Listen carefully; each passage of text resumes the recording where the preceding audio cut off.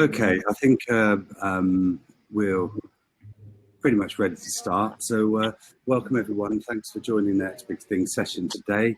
We want to talk about a lot of things today. We've got 6 cracking panelists who will be talking about their own industries and the next big thing that they're working on from that. So without further ado, I'm going to hand over to Vojtech Vosecky from the City of Prague Circular Economy Steering Committee. He will be talking about Prague's journey towards a more circular economy, the plans so far, and some of the results. Okay, Russell, thanks a lot. Thanks for the invitation. Let me start with saying that cities have a huge role in circular economy.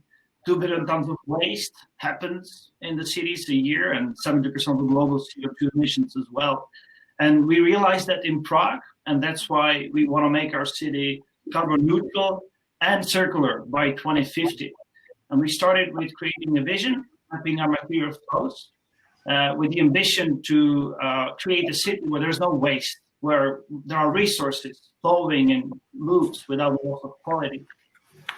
What's happening right now is that we are just calling for developers to create a strategy for circular Prague by 2030 as a way out of the post-corona crisis, which hit Prague pretty hard. And since this event and a lot of speakers here are focused on the built environment, I can share with you some fresh news, because one of the things that we're working on is developing circular economy guidelines for the construction and demolition sector. So if you're busy with the topic yourself, please get in touch. I would love to hear from you, because we can't do it without you. Cheers. Thanks, Vojtech. Very interesting short summary on everything you're doing. And I hope that all cities around Europe and the world follow your lead on everything that you're trying to do for the next few years. So Ron Jacobs from Jansen by Odds, he's up next to talk about what they're doing with circular steel. Right, we call it sustainability by architecture. Jansen by ODS is known by many architects as a supplier of very elegant steel and durable facades. You might know the depot by MVRDV in Rotterdam. I saw Arjan Ketting was in the audience, so maybe he's listening, but I can say hi. The reuse potential of steel is one of the biggest advantages for the circular economy. And exactly that aspect we are incorporating in our business. So we say don't recycle when you can go for reuse. We have developed an integral service in which we harvest old facades and bring them into a next cycle as a refurbished facade. And we can even make facades out of ordinary steel beams if we want to. But the next step we want to do, and we're doing actually, is that we create more intelligent profile and make prefabricated buildings and constructions with them. And we have formed a partner network around this area, this business idea. So we have architects, we have builders, we have maintenance, and we harvest actually. We do that all in one as a service, and we call this service today Harvest Bay. So that's it. Thank you very much.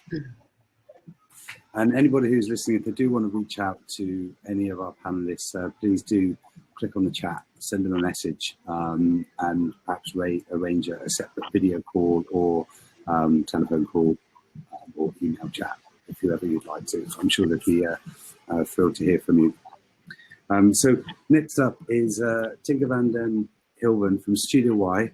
Tynke started the company design in 2017 and has already made big steps to limit the CO2 generation with their sustainable flooring products. They make beautiful products from waste materials, including modular carpets and other flooring systems. And today, Tynke will talk about the latest project with Dutch rail company ProRail. Over to you, Tynke. Thank you, Russell. Hi, I'm Tynke from Studio Wae, and you write it WEA. And what we actually make is what we did for ProRail. We used their old pavement, like the really old one that they really didn't want to reuse again. And we reused their resources to make a new concrete pavement for them. So 76% of the resources from the old pavement has been reused in the new pavement. And that made a really big impact on CO2 reduction. We did the first circular pavement in 2018, at the end of 2018. And now we've done the third one, and we made an impact of 1,119,000 kilos of CO2 and 285 tons of new resources that we reused, that we didn't mine. And that's, of course, really good for the climate. And it's a beautiful platform. And we also make other concrete pavements, like the tile you see behind me. It's a climate adaptive tile. It's brilliant. And have many other sort of public sector or private industries like rail companies, are they looking to follow the same sort of methodology as you're putting in to sustain their yeah, I really see ProRail as my launching customer, because they really believed in what we do, and they gave us the opportunity to show that our product is really worthy to be out there, and hopefully bigger companies and bigger projects will follow. Yeah. Brilliant. Thank you very much. Thanks, Tynke. That's brilliant. Chris van der Voorde is our next speaker from JuuNoo. JuuNoo make beautiful interior walls for office spaces. And I'll hand over to Chris to give us a 60-second rundown.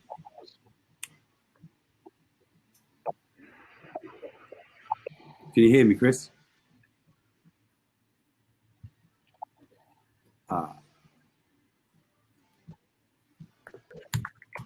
Hi, Chris.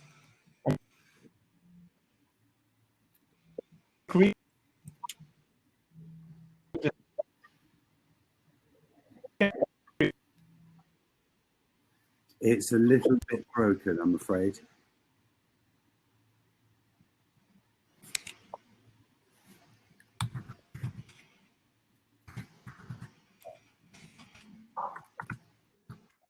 Not really.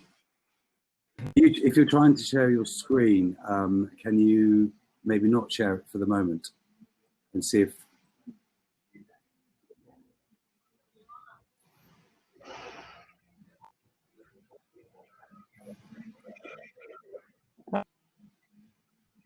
There's always a couple of problems, isn't there?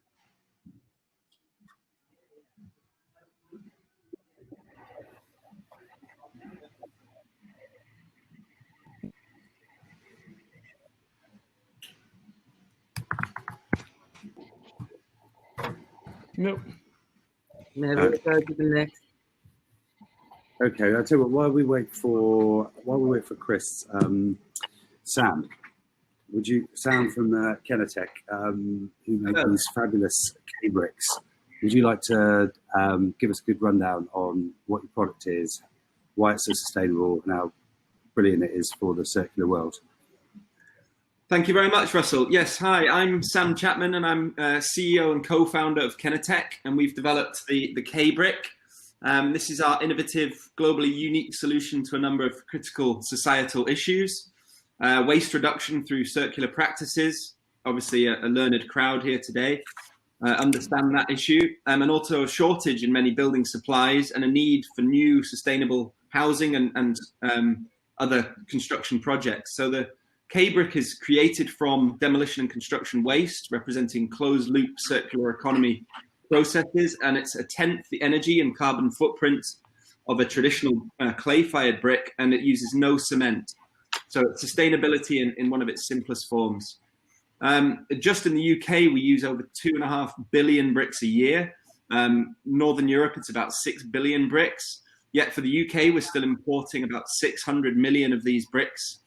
But Kenoteq has the innovation to produce this anywhere that has the waste and the demand for new building brick and new construction units. We have a pilot plant at the moment operational in Edinburgh, but we're now also scaling this up to 3 million bricks a year. And our first commercial project is next year's Serpentine Pavilion in London's Hyde Park. We're looking for further demonstrator projects, both home and abroad. We have stock product, as well as we offer a specification-led service, which is what the Serpentine have picked up on. And we'll soon be looking for manufacturing partners internationally. So help KBricks find a home for new sustainable developments. Thank you. Brilliant. Thanks, Samuel. Great insight there. Thank you. We have another. I've got Jasper Bromet waiting to join us. Can't seem to get in.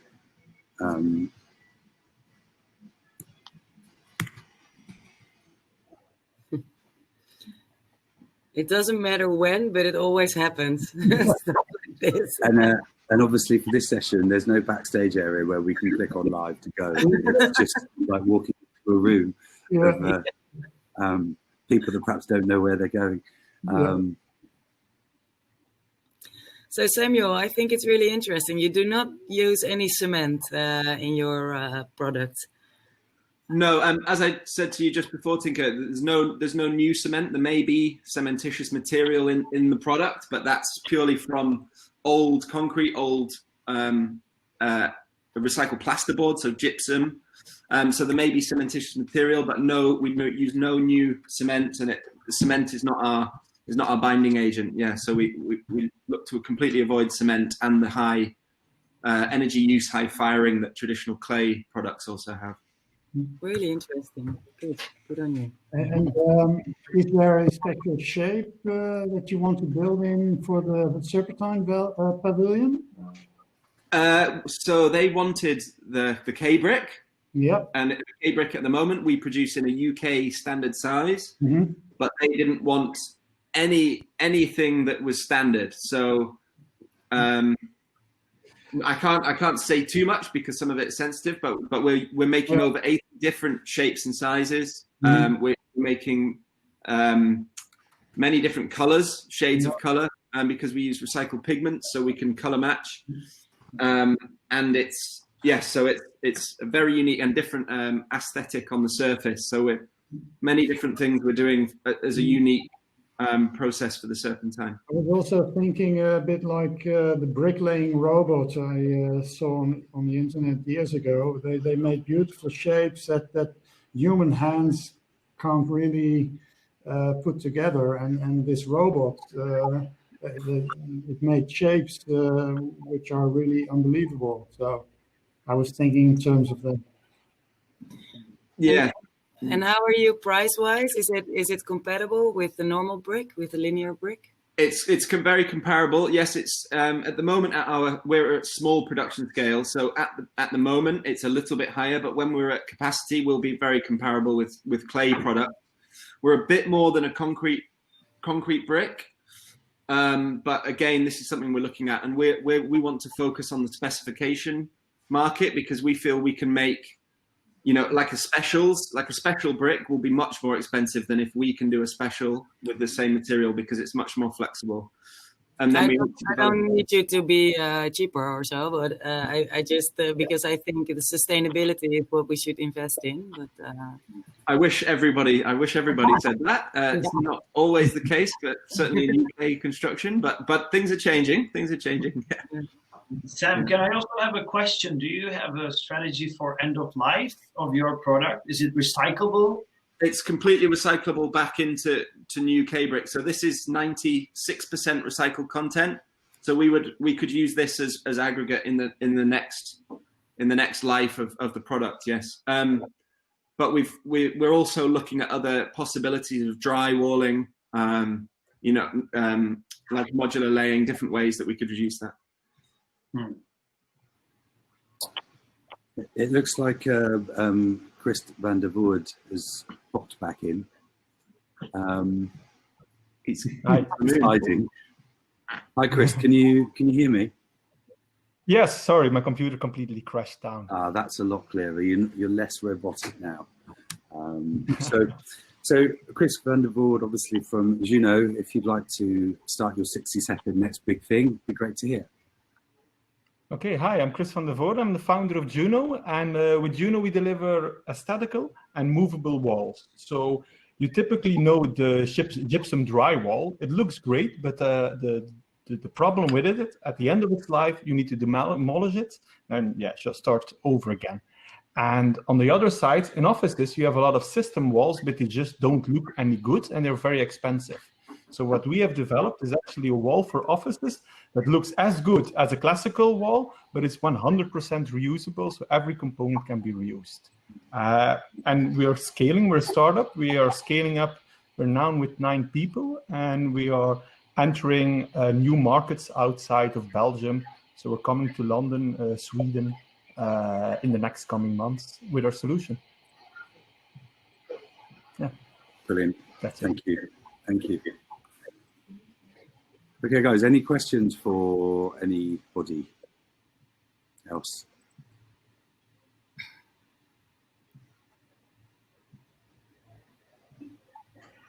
I've got a question from Diane Zandi in the chat section for Samuel about scalability of your product. Can it be produced in large amounts in the future? Yes. So quickly, just to respond to that, we are currently we're just now scaling up to 3 million a year. So by Q1 next year, we should have capacity to make 3 million KBrick a year. Yeah, here in Edinburgh, and then the future model is to then license or replicate that into different regions. So then we have a real ability to scale. Yeah. Okay. Still small numbers for the brick world, but we're going as fast as we can. Every little helps, eh? Exactly. Yeah. Okay, everyone. There doesn't seem to be any more questions from the chat. Thank you very much for your time today. Could I just ask everybody if everyone's happy to share contact details afterwards, Sure. if that'd be possible? Or, We'll do it in the Absolutely. chat. Absolutely, yeah. We can, you can obviously contact people through this platform, but we can pass on all those contacts from everybody on here, and anybody else you need to sort of reach out to Samuel, not a problem. If that'd be great to keep in touch. Okay. Thank you. Okay, so I suppose everybody else is going into another session now, are they? I see a question from Diane. Maybe just to answer. You, yes. Yeah. So yes, we fit in actually every office building. So we have all the regulations, we have all certification, even for fire, acoustics, for stability. We have all the certification first done, and now it's really commercialization. So yeah, we fit in it. Okay, thanks, Chris. There's a message from Sean Carpenter here as well. Are EPDs available for each project? We're doing that work with ERE at the moment in the UK, so they'll soon be available. Yeah. Yeah, we had everything calculated by the NIBE, and so we have all numbers of our products for the carpets, the flooring, and the pavement. We also have them. We've investigated that 5 years ago, and we found out that steel curtain walls are even more sustainable than wood, because wood will be laminated wood, and aluminium is about 50% less sustainable. So that's really why we try to think of a way to market that thought. And the solution for us was go for temporary constructions, because the reuse potential of steel, that's the trick to really doing great achievements on an environmental level. So yeah, we have EPDs and we use them.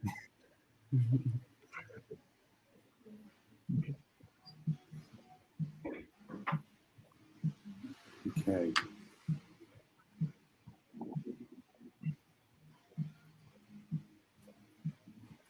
Hanan Spoongene has a question for everyone. How biodegradable are all the products? Do you want to start with steel, Ron? It takes a lot of years. You don't want them to degrade, so you have to reuse them as they are.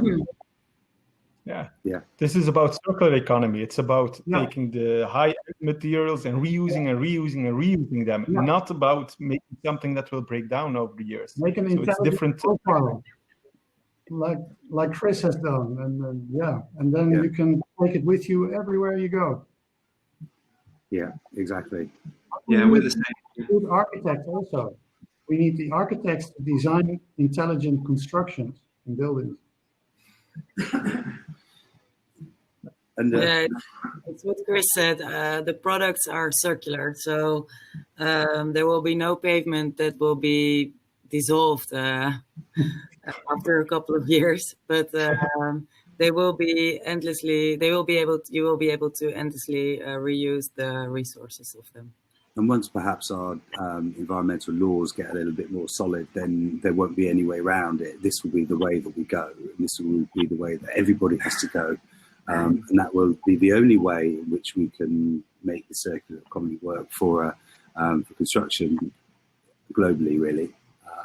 I think that's probably one of the key things that I learned from this is, all you guys are doing such magnificent things, but you need that government support, that infrastructure, and those laws to say this is how it needs to be done. If it isn't done like this, it won't get done. Yeah, we really need more impulses to innovate. There's a lot of big linear companies that do not get these senses to innovate. So we as startups, as innovators, have to make a way and have to give the good example. And we need big projects to work with us. Yeah. And that's why. Go ahead, Chris. Chris, you've got your hand up. I agree with the last thing. We need big projects to go ahead. So that's certainly true. But I think as companies, we still need to offer a good value proposition. So what we actually focus on is just delivering value. Our walls are equally priced as a typical other wall, but it's placed 7 times faster. That is why they buy it. And the circular economy is a bonus. That is the thing for the long-term future of the planet there. But you need to have first a good business model. You need to make money with our system, and then it's good for the planet. Otherwise, it will not happen. I don't believe in a government that's going to say, "Oh, you need to do this all." Yeah, I don't trust the judgment of a government in that, to be honest. No, I appreciate that, but I think legislation needs to come in to make those smaller grassroots companies be able to sort of compete against the linear companies at the moment on a similar playing field with more investment for the smaller companies that are able to then grow exponentially once everybody gets on board, and then obviously the bottom line changes a little bit as well. What I meant with the incentives is that we spend a lot of our money and invest a lot of money in making and producing new circular products, and we also need the linear companies to invest in that. And if we don't get any incentive, then all these beautiful products will maybe die a slow death if the government only talks about it but doesn't really invest in really amazing products like we all put together. And that's what I wanted to say, and it's not going to be a surprise that I say that as a guy who works for the city, is that the cities are more flexible than the national governments, right? And they can have a huge role in helping your companies to participate, because we don't have to wait. Well, of course, there needs to be some thorough certification processes, making sure that the products are safe and can do their job. But once that's done, the cities can just say, hey, I want this new building to be done with recycled content, or it needs to be recyclable afterwards. And this is what we're working on in Prague. And I think a lot of other cities across Europe are also experimenting with that. And they are much faster than the local government, like the national governments or the EU. So, cities. Yeah. Well, that's correct. And I think there are a lot of cities looking at other cities, and there are cities operating as a benchmark. At the end, we want to reach Brussels. And I think Brussels made also a clear statement. There's a huge European Green Deal. So I think both sides, they are coming closer together maybe. And in the meantime, we need to stay in business.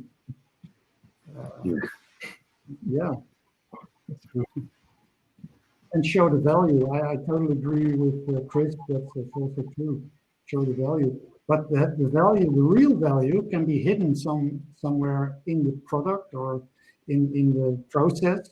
It's not the cost when you buy something. It's the total cost of ownership. If you can really figure that one out, that's more interesting. Yeah.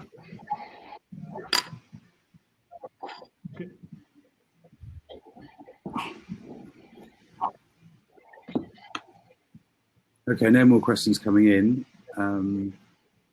Is there anything else anybody would like to say?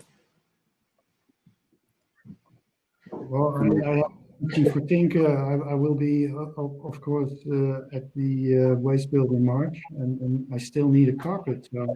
Yes, we talked about it. Also, for the smaller home extensions up on the roofs, maybe some nice tiles. Yeah. The we do these a lot for projects and consumers. Market. Yeah. But we'll stay in touch anyway. So cool. We will. And maybe Chris, for the interior partitions, I need interior walls also. So. Yeah. Well, those we work together and build houses. In fact, we could build all of everybody's stands with your interior walls, couldn't we? Yeah.